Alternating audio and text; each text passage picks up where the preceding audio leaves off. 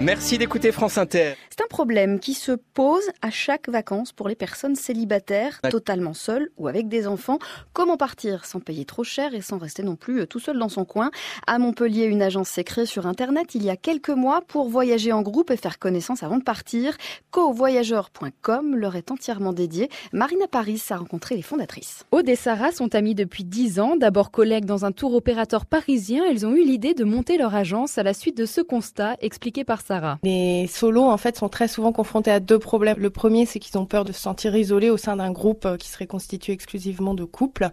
Le deuxième problème, c'est qu'ils sont confrontés à des suppléments singles qui sont souvent très chers et qui peuvent devenir un frein à l'achat. Avec cette agence, les célibataires peuvent économiser jusqu'à 400 €. Aude a déjà recensé 3000 inscrits sur le site. On pensait avoir des jeunes divorcés. On se rend compte qu'on a aussi beaucoup de trentenaires. Il y a vraiment toute tranche d'âge confondue.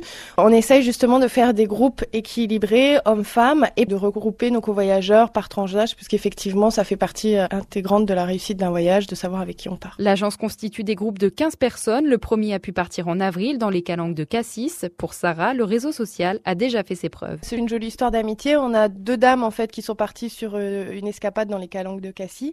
Et on pensait qu'elles étaient amies, mais pas du tout. En fait, elles se sont rencontrées via le site. Elles ont vu qu'elles étaient dans la même tranche d'âge, dans la même ville et qu'elles aimaient la randonnée.